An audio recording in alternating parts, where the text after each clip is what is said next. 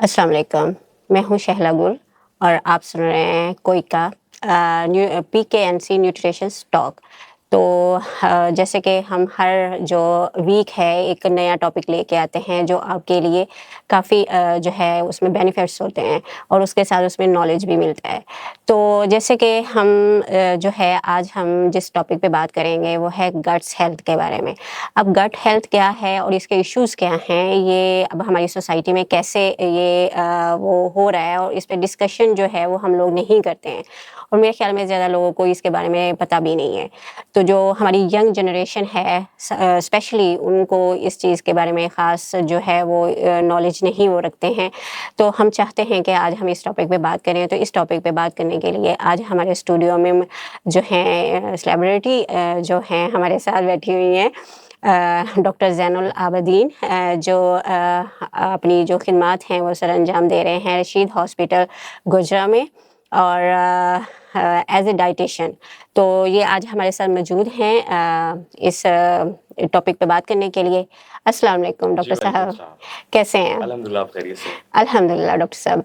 जी doctor साहब, आप हमें थोड़ा-सा गट्स हेल्थ के बारे में बताइए। अच्छा देखिए हमारे सोसाइटी में सबसे पहले जो गट का वर्ड है बहुत न्यू है और अगर जिन लोगों को पता है तो उनको इसका सही मतलब नहीं पता और सही इसकी डेफिनेशन नहीं पता। गट का सुनते ही जो लफ्ज़ हमारे ज़हन में आता है वो शायद आता है कि पेट को गट बोलते हैं। लेकिन ये एक ट्रैक है जो कि पॉइंट ए से स्टार्ट होता है और पॉइंट बी पे जाके ख़त्म हो जाता है।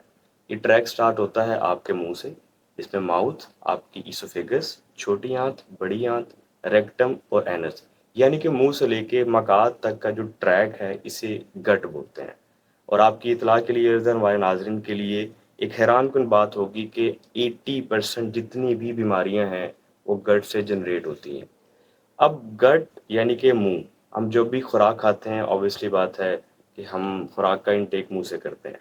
अब उस खुराक के अंदर कौन-कौन से न्यूट्रिएंट्स हैं, वो कहाँ जाके टूट रहे हैं, कहाँ जाके एब्ज़ॉर्ब हो रहे हैं, ये सारा हमारी गट ने डिसाइड करना है। हमारी फील्ड में एक लाइन बोली जाती है, you are what you eat. आप वो हैं जो आप खाते हैं। इसका हरगिज़ मतलब ये नहीं है कि अगर आप कोक पी रहे हैं या कोई भी कोल्ड ड्रिंक पी रहे हैं तो आप कोल्ड ड्रिंक है।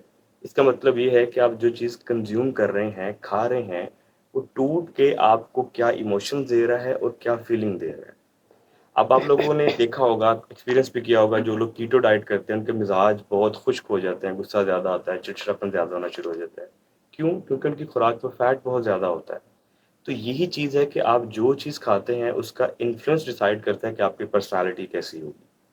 अब जो मैं समझाने के लिए कहता होता हूँ कि जो आपका जिस्म है, ये एक मुल्क है और ये जो गट है, ये एक सूबा है और इस सूबे के अंदर बहुत सारे वज़ीर और हुकूमत चल रही है। अब ये एग्ज़ैक्टली। हुकूमत कौन चला रहा है? जरासीम। जरासीम का नाम सुनते ही परेशान हो जाते हैं, शायद बीमारियाँ जो है जरासीम से लगती हैं। लेकिन हमारी बॉडी में 39 ट्रिलियन जरासीम ऐसे हैं, जो कि हमारी फलाह व बहबूद के लिए काम कर रहे हैं। यानी कि इस मुल्क के अंदर एक सूबा है, उसके अंदर 39 ट्रिलियन जो मेंबर्स हैं, वो एक हुकूमत चला रहे हैं। और ये जो हमारे हाथ हैं, ये अवाम है। इन्होंने डिसाइड करना है कि जो अंदर हुकूमत चल रही है, वो कैसे चलेगी।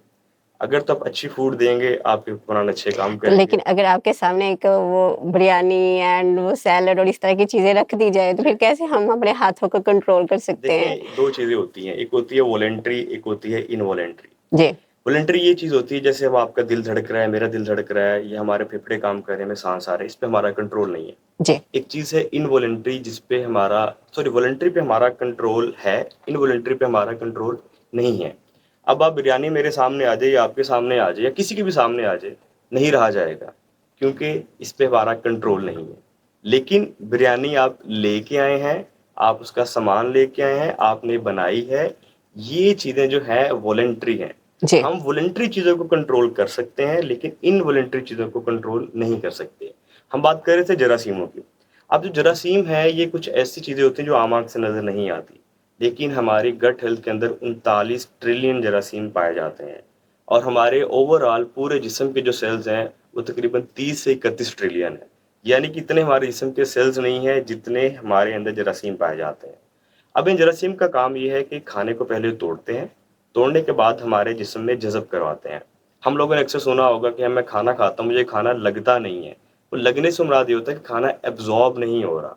आपने कोई चीज़ खाई है, उस खाने की ग़िज़ाइयत आपके जिस्म को नहीं लग रही, नहीं लग रही। ये एक्चुअली एब्ज़ॉर्प्शन होती है। ओके। पहले खाने को तोड़ना, फिर एब्ज़ॉर्ब करवाने के बाद उसको खून के थ्रू आपके सेल्स तक पहुँचाना, ये सारी चीज़ें जो जरासीम हमारी बॉडी में है, ये काम करते हैं। अब इनका एक बैलेंस होता है। देखिए बैलेंस आपकी ज़िंदगी में जब भी ख़राब होता है ना, तो ख़राबी पैदा होती है। ये चाहे आप रिश्तों में बैलेंस ख़राब हो, चाहे खुराक में बैलेंस ख़राब हो, ताल्लुकात में बैलेंस ख़राब हो, यही बैलेंस हमारी गट हेल्थ के अंदर मौजूद जरासीम के ऊपर भी मुनहसिर करता है। इनका एक बैलेंस होता है, यानी कि इतने अच्छे बैक्टीरिया, इतने बुरे बैक्टीरिया। अगर इनका बैलेंस ख़राब होता है, तो हमें कौन-से कॉन्सिक्वेंसेस फ़ेस करने पड़ते हैं। हमें सबसे पहले हमारे ब्लॉटिंग होना शुरू हो जाती है, अपारपन होती है, पेट सख्त होना शुरू हो जाता है, पेट में दर्द होना शुरू हो जाती है। एग्जैक्टली डॉक्टर साहब, आजकल यही जो है इश्यूज बच्चों में ज्यादा आ रहे हैं। मतलब बच्चे अगर खा रहे हैं ना, तो आपको पता है कि आज के जो बच्चे हैं वो ज्यादा एक्सरसाइज या खेल की तरफ नहीं जाते हैं। जी, मतलब वो ज्यादातर बैठते हैं और स्टक रहते हैं गैजेट्स के साथ, तो फिर उनकी डाइट हजम नहीं होती है। देखिए जो पेट दर्द है, पेट का सख्त होना, कॉन्स्टिपेशन यानी कि कब्ज़ हो जाना, डायरिया हो जाना, हमने इन 3 से 4 चीज़ों को बहुत नॉर्मलाइज़ कर दिया है कि ये रूटीन की बात है। बिल्कुल। ये रूटीन की बात नहीं है, दरअसल आपकी गट हेल्थ बहुत बुरे तरीके से मुतासिर हो रही है। अगर गट हेल्थ खराब हो रही है, आपकी क़ुव्वत मुदाफ़ियत कम होगी, आपको खाना हज़म नहीं होगा, आपको ग़िज़ाइयत नहीं मिलेगी, क़ुव्वत मुदाफ़ियत कम है। आपने देखा होगा कोई भी सीज़नल फ्लू आता है, हमारी बहुत बड़ी पॉपुलेशन उसकी विक्टिम बन जाती है। क्यों? इम्यूनिटी कम है। इम्यूनिटी किस वजह से कम हो रही है? खुराक भी ठीक खा रहे हैं, गट हेल्थ नहीं ठीक। ओके। अब अगर सॉरी मैं जी, आपके कर रही हूँ, तो इसको बेहतर करने के लिए हम क्या कर सकते हैं? देखिए healthy lifestyle. Okay. Healthy lifestyle में ये है कि ये आप बैलेंस्ड डाइट का इंतखाब करें। अल्लाह ताला ने जितनी भी खाने वाली चीज़ें बनाई हैं, किसी नेमत से कम नहीं है और हर नेमत के अंदर ग़िज़ाइयत एक से बढ़कर एक है। बैलेंस डाइट का लफ़्ज़ जब भी इस्तेमाल होता है, इसका मतलब है कि हमने अल्लाह ताला की बनाई हर चीज़ खानी है। रोटी भी खाने हैं, चावल भी खाने हैं, दालें भी खानी हैं, गोश्त भी खानी है, फल भी खाने हैं, सब्जियाँ भी खानी हैं, नट्स भी खाने हैं। अब बैलेंस डाइट से मुराद ये होता है कि आप सबसे पहले इवैल्यूएट करें कि आप की रिक्वायरमेंट कितनी है। रिक्वायरमेंट के मुताबिक अगर आप खाएँगे, देन आपकी डाइजेशन और एब्ज़ॉर्प्शन बेहतर होगी। ये तो होगी खुराक से रिलेटेड। इसके साथ-साथ ये जो टाँगे हैं, जिसे हम 11 नंबर बोलते हैं, इसका मकसद होता है चलने के लिए। ओके। लेकिन हम लोग एक ऐसी कौम है जो इससे गाड़ी आप पे काम नहीं। जाके जिम, वहाँ जाके साइकिल चला रहे होते हैं। बेहतर तो ये है ना कि साइकिल चलाकर जिम जाएँ फिर वर्कआउट करें, लेकिन हमारी कौम का अलमिया ये है कि गाड़ी पे जाके साइकिल चलाते हैं। जी, मेरा एक और आंसर है कि खराब आंतों की जो सेहत की कुछ अलामत है, जी। काइंडली ये भी बता दिए। ये भी आजकल बहुत ज़्यादा इश्यूज़ हैं, सुनने में आती हैं ये बीमारियाँ कि उसे आंत का कैंसर हो गया या उसे आंत का ये इश्यू हो गया, तो ज़रा प्लीज़ वो भी बताइए। देखिए, सबसे पहला काम आपने ये करना है कि दाँतों का काम आंतों से नहीं लेना। इसका ओके। मतलब ये है कि हम खाना बहुत तेज़ी से खाते हैं। हम उस खाने की फ़ील नहीं लेते, खाने को सही तरीके से देखते नहीं हैं। हमारे हाथ में फ़ोन होता है, यहाँ से हम खाना खा रहे होते हैं। एक हमारा ब्रेन और गट एक्सिस होता है।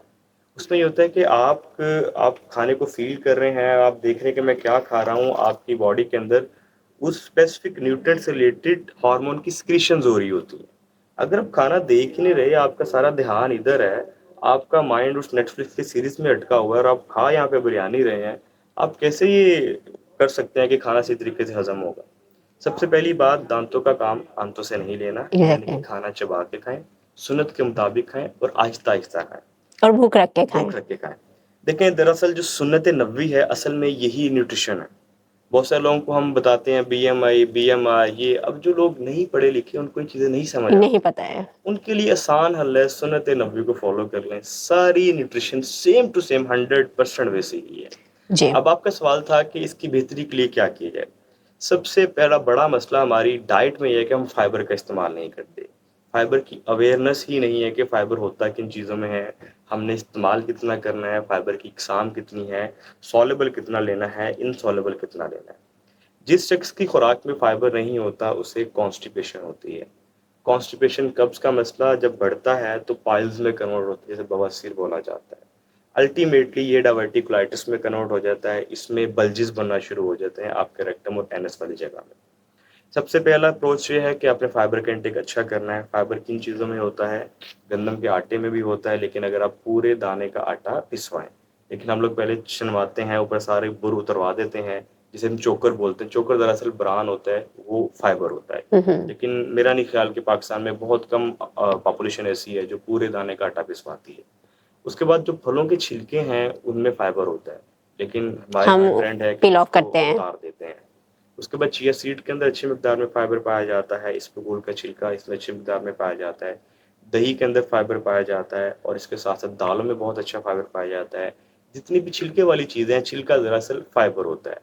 जिस भी चीज़ के इर्द गिर्द छिलका लिपटा हुआ है उसको प्रोटेक्ट करने के लिए वो प्रोटेक्शन फाइबर करता है।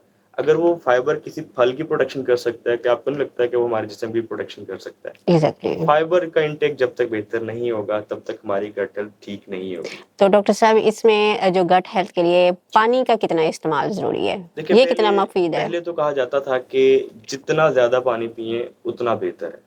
लेकिन अब आके जो स्कूल ऑफ थॉट चेंज हुआ है उसमें ये कि जितनी आपको प्यास लगती है आप उतना पानी पिएँ। अब उसमें ये होता है कि जो लोग बिज़ी होते हैं उनको प्यास का एहसास नहीं होता, क्योंकि उनकी सारी इंटेंशन और अटेंशन उस काम की तरफ होती है, पानी पीने की तरफ ध्यान नहीं जाता। तो जो रिकमेंडेशंस हैं वो है 8 से 10 गिलास तक आप पानी लाज़मी पिएँ, चाहे गर्मियाँ हों या सर्दियाँ हों। क्योंकि अगर आपको डिहाइड्रेशन होती है तो डिहाइड्रेशन की वजह से भी हमारी गट हेल्थ बहुत बुरे तरीके से मुतासिर होती है, और कॉन्स्टिपेशन का मसला बहुत ज़्यादा होता है डिहाइड्रेशन की वजह से। दूसरा, इलेक्ट्रोलाइट लॉस बहुत होता है। सोडियम, पोटेशियम, मैग्नीशियम ये हमारे जिस्म से थ्रू यूरिन निकलता रहता है, और ये सारी वो चीज़ें होती हैं जो हमें डेली बेसिस पे चाहिए होती हैं। तो अगर आप पानी के अंदर लींबू या थोड़ा-सा काला नमक या थोड़ी-सी चीनी शामिल कर लें तो हमारे इलेक्ट्रोलाइट्स भी पूरे हो जाते हैं। ये तो ज़्यादा मुश्किल काम आ जाता है। अच्छा, और मुझे ये बताइए कि ये जो ख़मीर-शुदा डाइट्स हैं, जी। खाने हैं, ये कितने मुफ़ीद हैं? देखिए, जो फर्मेंटेशन है दरअसल जो हमारे गट के अंदर जरासीम है उनका असल काम है फर्मेंटेशन। वो खुराक से बनाते हैं short chain fatty acid. Short chain fatty acid हमें फिर एनर्जी प्रोवाइड करते हैं। हम अगर देखा जाए हम कहते हैं कि खुराक से हम एनर्जी लेते हैं। वो जब हम खाना खाने के बाद एक्टिव हो जाते हैं, हम चलने फिरने के काबिल होना शुरू हो जाते हैं, हम थका-थका पहले फ़ील कर रहे होते हैं लेकिन बाद में बेहतर हो जाते हैं। वो दरअसल जो जरासीम है उस खाने को तोड़ के शॉर्ट चेन फैटी एसिड में कन्वर्ट करते हैं, उसके बाद शॉर्ट चेन फैटी एसिड हमें एनर्जी देते हैं। ये सारा जो अमल है फर्मेंटेशन के थ्रू हो रहा है। अब ये सारा काम उनको करना पड़ रहा है। अगर यही काम हम उनको रेडीमेड फूड से दे दें जो ऑलरेडी फर्मेंटेड है, उन पे बर्डन कम पड़ेगा। उन पे बिल्कुल। बर्डन कम पड़ेगा तो वो हमारे साथ एक हेल्दी बिहेव करेंगे, फ्रेंडली बिहेव करेंगे। यानी कि अगर अब मुझे कहा जाए कि ये काम सुबह जाके 8 से 10 तक तुमने काम करना है, और वो काम बहुत हेक्टिक हो, और वही मुझे अगले दिन आके काम सारा मुझे मिल जाए कि आपका सारा काम होगा, आपने बस आके बैठना है, तो मेरे लिए बहुत ईज़ी हो जाएगा। ईज़ी हो तो जाएगा। यही काम हमारे जरासीम का, अगर आप इनको फर्मेंटेड फूड देते हैं, इनका बर्डन कम हो जाता है। सही एक्चुअली तरीके में ये मुफ़ीद जरासीम हैं, मुफ़ीद जरासीम है। जी, जो हमें नुकसान नहीं पहुँचाते, जो हमारे सिम्बियोटिक लिए। रिलेशनशिप जिसे कहते हैं, इसमें होस्ट का भी फ़ायदा होता है जिसके जिस्म में ये रह रहे होते हैं और जिनसे जी। खुराक ले रहे होते हैं, इन रिटर्न उसको फ़ायदा भी दे रहे होते हैं, विन-विन कंडीशन होती है।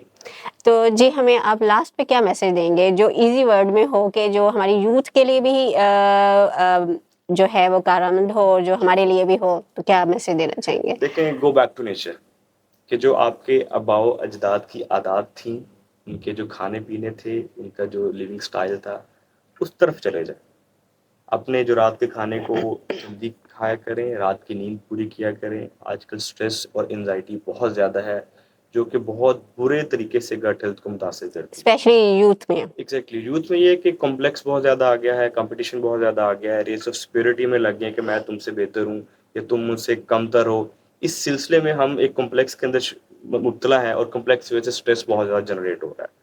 तो आप लोगों से इल्तमास है कि जितने भी हमारे नाज़रीन देख रहे हैं कि स्ट्रेस कम से कम लें, और अपनी ज़रूरियात में खुश रहना सीखें, ना कि ख्वाहिशात के पीछे भागें। अपनी डाइट में फाइबर का भरपूर इस्तेमाल करें, बैलेंस डाइट का इस्तेमाल करें, रात की नींद बेहतर करें, और वो चीज़ खाएँ जो कुदरत के जितनी करीब हो। जो चीज़ कुदरत के जितनी करीब होती है वो उतनी ही प्योर होती है, चाहे वो खुराक हो, चाहे वो इंसान हो, चाहे वो कोई जगह हो।